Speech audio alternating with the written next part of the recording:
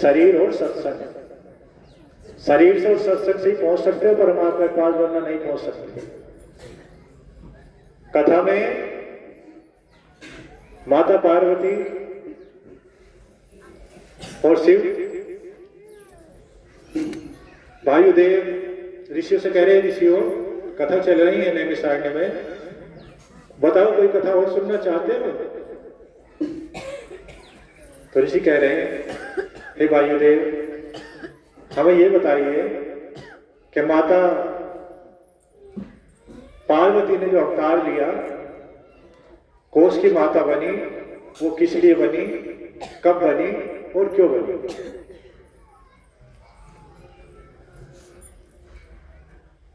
तो वायुदेव कह रहे हैं, हे ऋषियों, एक बार मद्रांचल पर्वत ने घोर तपस्या की।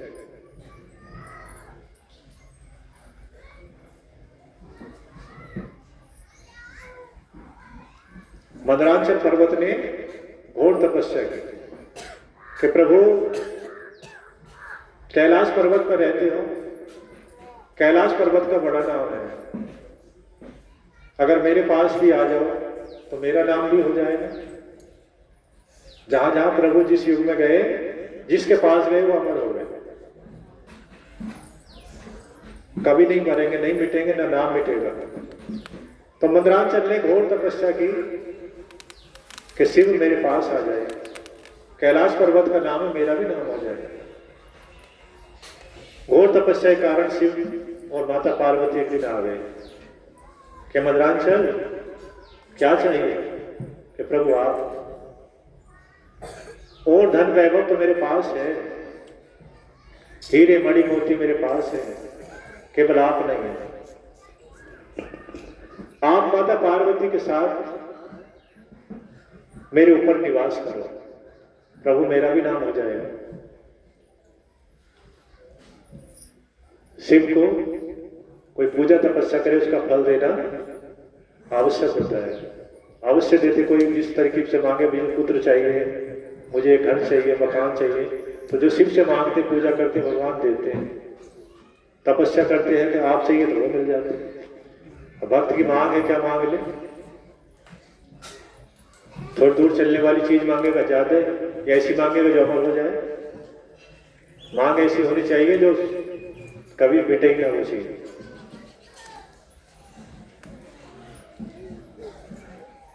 तो क्या मांगा? क्या आप चाहिए? प्रभु आप मेरे ऊपर निवास करो।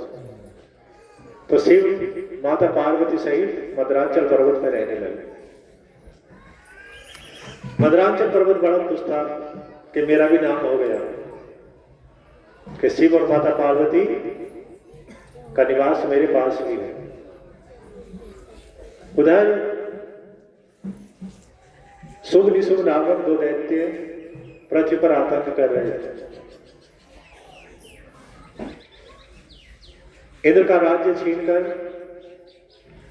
सब देवताओं को निकाल दिया और शुभ निशुभ दोनों स्वर्ग के शासक बन गए। स्वर्ग के देवता मनुष्य की तरह पृथ्वी पर विचरण करने लगे। मनुष्य, देवता, सारे संसार में हाहाकार होने लगा।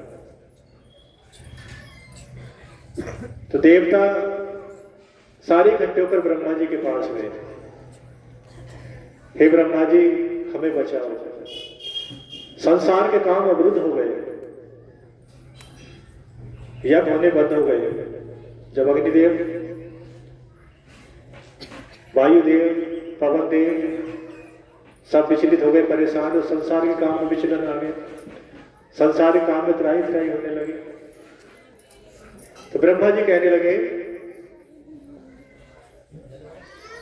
कि शुभ निशुभ ने मुझसे ही वरदान लिया है, अवंती है, उन्हें कोई मार नहीं सकता, केवल माता के अंश से अवतार हो, माता की पुत्री हो, अवतार हो, वही मार सकता है। तो शिव के पास चलते हैं, वही कुछ करेंगे। तो ब्रह्मा जी सभी देवताओं को लेकर शिव के पास पहुंच गए। कहाँ कहाँ पहुंच गए? मद्रांचल पर्वत, कैलाश पर नहीं, सवय मद्रांचल पर्वत पर रह रहे थे। और सब देवों ने अपना दुखड़ा सुनाया। देव रोने लगे, प्रभु मनुष्य की तरह पृथ्वी पर विचर रहे हैं, स्वर्ग छिन गया और शुभ निशुभ दोनों स्वर्ग के अधिपति बन गए।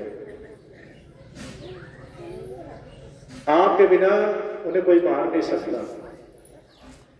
तो ब्रह्मा जी की स्तुति, देवताओं की स्तुति सुनकर शिव प्रसन्न हो गए।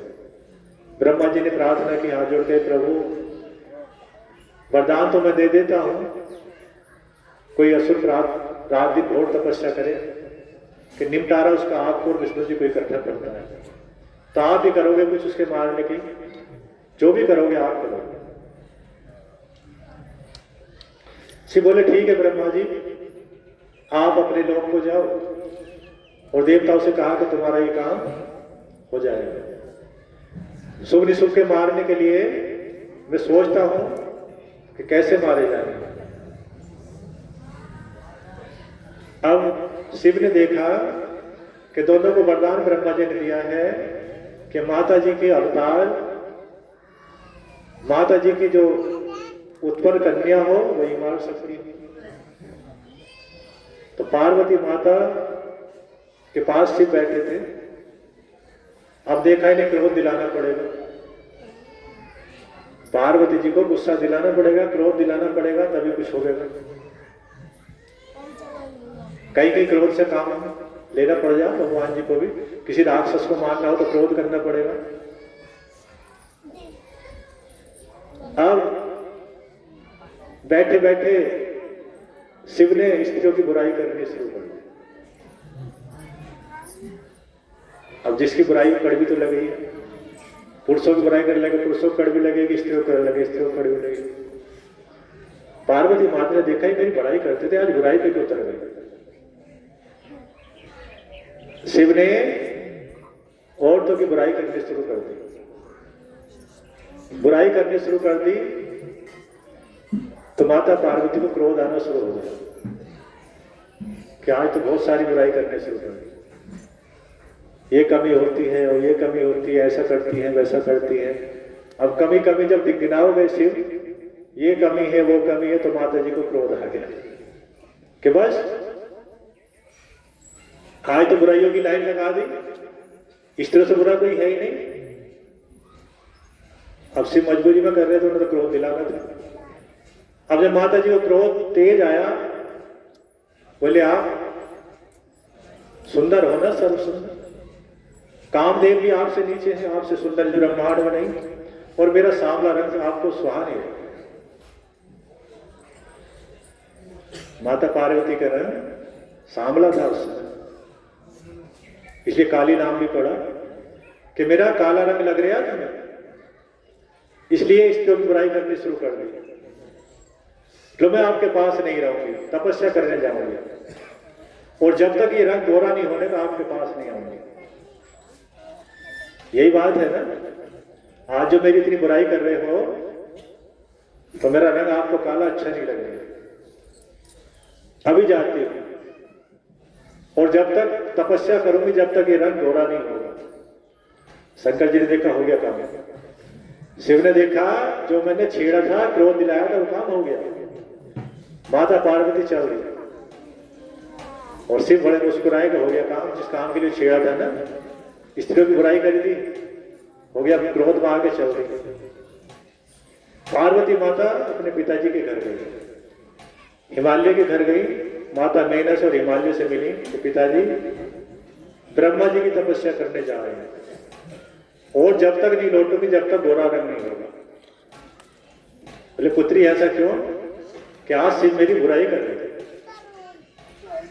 और बुराई इतनी करेगी मुझसे सहन नहीं होगी। अब देवताओं का काम बनवाना था, ब्रह्मा जी की बात की लाज रखनी थी, तो माता पार्वती को छेड़ना पड़ता। तो माता पार्वती तपस्या करने चलेगी, पिताजी माता जी ने हाँ कर ली, वनों में चली गई, जहां सुरक्षित स्थान था। ओम ब्रह्मदेवाय नमः, ओम ब्रह्मदेवाय भगवान ने ब्रह्मा जी की तपस्या शुरू कर दी। कभी एक पैर से खड़े होकर, कभी आकाश की तरफ देखकर, बर्फ पड़ गया, बारिश पड़ रही, बैठी रही। अब एक शेर आ गया। शेर ने देखा आज कोई शिकार मिल गया भैया, आज कोई स्त्री है, बड़ा कोमल शरीर है, खाने में बड़ा अच्छा लगेगा। शेर आया और जब माता जी की तरफ देखा तो तेज निकल गया था शरीर से, इतना तेज निकल गया था कि शेर ने देखा कि भाई छूना भी गलत है, जल जाऊंगा। इतना तेज निकले आज शरीर से, छू दिया तो हो सके मेरा ही काम खत्म ना हो जाए। तो शेर सामने खड़ा हो गया, पार्वती माता के सामने खड़ा हो गया और देखता रहा। कोई तेजस्वी ऋषि हो ना, उससे निगाह नहीं हटती। तो वो तो माता है, ब्रह्मांड माता, शेर का मुख क्यों हटता? शेर की दृष्टि माता जी की तरफ लगी रही। कुछ समय माता जी ने बात ध्यान खोला तो शेर बहुत समय से खड़ा था और उसके जितने पाप थे माता जी को देखते देखते सारे धुल गए। पार्वती माता की, माता की, माता की, श्री गुरुदेव महाराज की। और शेर से कहा बैठ गया, तो बड़े आराम से बैठ गया और माता जी की सेवा करने लगा। जो और जीव जंतु आते थे डरा के भगा देते थे, तो माता जी की सहायता में लग गया। माता जी के पास ही रहता था, सामने बैठा है, देख रहे होंगे। अब घोर तपस्या देखकर सारे देवता इकट्ठे होकर माता जी के पास जाने को तैयार हुए। पहले ब्रह्मा जी के पास चले और ब्रह्मा जी से बोले माता जी को जगाओ, माता जी की तपस्या रोको, संसार तृप्त होने लगा। संसार में अग्निदेव उत्पन्न हो रहे हैं, रात राज हो रही है, माता जी की तपस्या रोको ब्रह्मा जी। तो ब्रह्मा जी माता जी के पास गए और जाके कहने लगे देवी आंखें खोलो, इतनी घोर तपस्या क्यों की है? आप तो संसार को सब कुछ देने वाली हो, सारे ब्रह्मांड का पालन आप करती हो, आपको क्या आवश्यकता पड़ गई तपस्या करने की?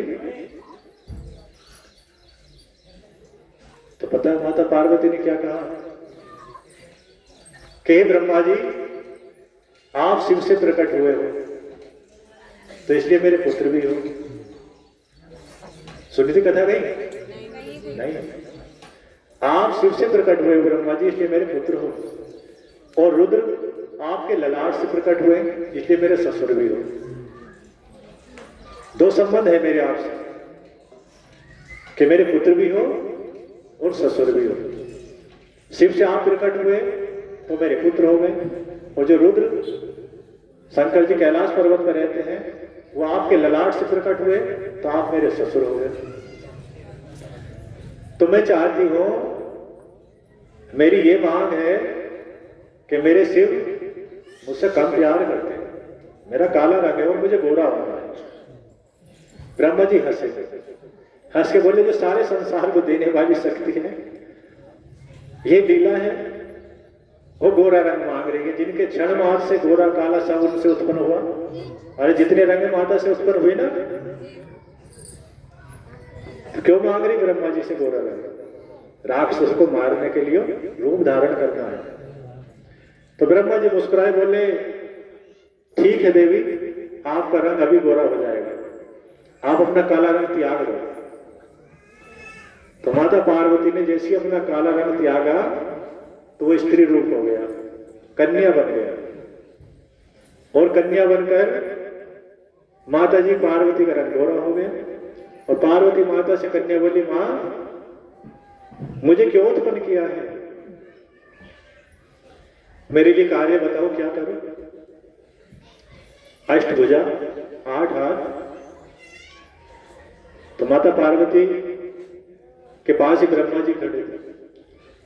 जब काला रंग त्यागा तो वो कन्या कोश की बन गई। ब्रह्मा जी ने उनका नाम क्या रख दिया? कोश की। और कहा मां बताओ क्या करना है? तो पार्वती माता बोली कि शुभ निशुभ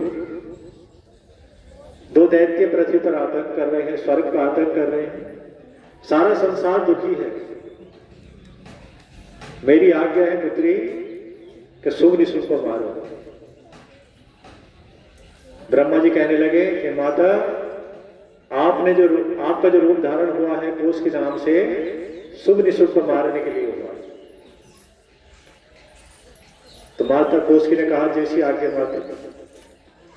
और माता जी को शक्ति ब्रह्मा जी ने दी, देवताओं ने भी दी, शिव ने भी दी, सबने अपनी अपनी शक्तियां दी।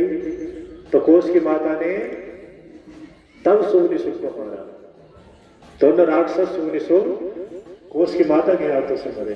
हेलो कोस की माता की, जगदम्बे माता की, श्री वाली माता की, श्री गुरुदेव महाराज जी की। तो ये था माता जी को शिव ने जो छेड़ा था, बुराई की थी, इसलिए की थी, शुभ निशुभ को मरवाने के लिए। वरना ये दो नहीं एक है।